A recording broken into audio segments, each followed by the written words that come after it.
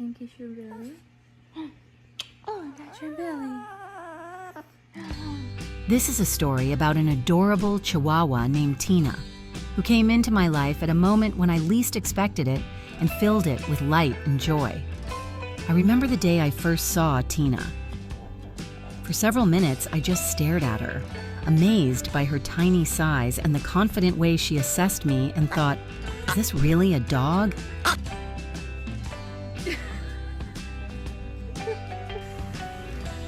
Before that moment, I had never considered getting a Chihuahua, but right then I said to myself, let's give it a try.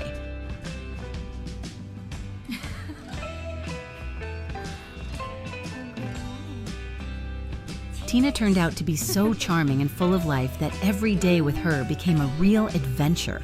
If we could, we would spend every minute together. She was always so happy.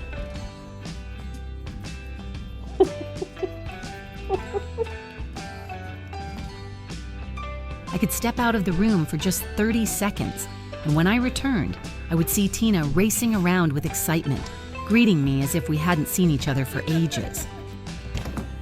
Did you just have lunch? Did you just have lunch? She wasn't one of those dogs that play with toys. Her favorite thing was running, chasing, and enjoying the moment.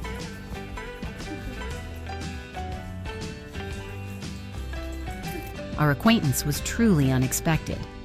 One day, I was sitting on the couch when I received a message from a friend.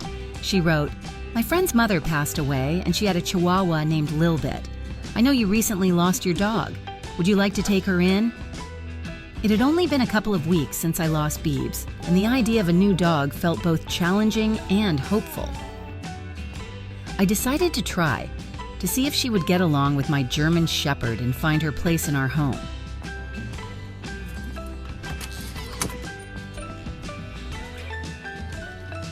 When I approached the car, I saw Tina. She was lying in a tiny bed, paws crossed, looking at me with narrowed eyes, as if sizing me up with incredible seriousness. I was stunned by that look. Her head was the size of a kiwi, perhaps even smaller. It was the smallest creature I had ever seen. We took her home, and Tina rode in my arms the whole way. From that moment, we chose each other and became inseparable. Okay.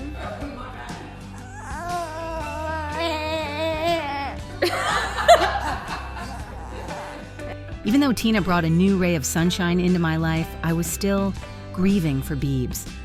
I read that the best way to cope with guilt is to tell your new dog about the old one. In my car, there was a photo of Beebs on the dashboard, and sitting with Tina beside me, I shared memories of Beebs with her. I told her what I loved about Beebs and the special moments we had. This became the best thing I could have done for myself during that time of grief.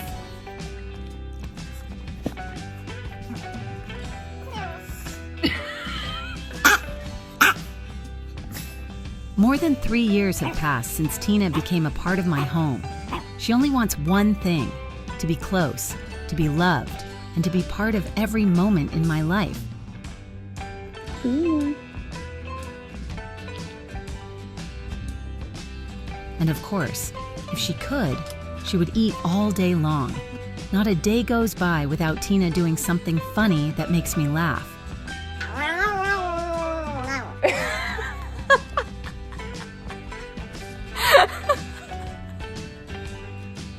I'm a singer and songwriter, and Tina often accompanied me to my concerts.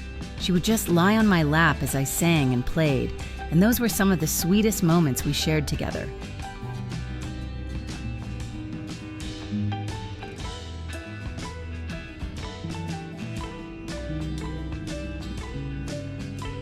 Even though our bond was still forming, I always felt her presence and support.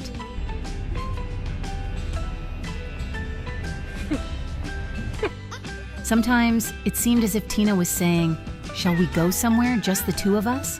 And I would smile and say, "Yes, of course." Her little quirks, like scratching herself with her paw as if she were a human, or staring without blinking while sniffing and then lying on top of me, always filled my heart with warmth. Good morning, Tina. Good We met during a tough time for both of us. The loss of a beloved pet left a mark on my soul, and I am sure Tina experienced her own grief. But she almost immediately trusted me, and I am so grateful to her for that. I'm also grateful to her previous family for trusting me to care for her.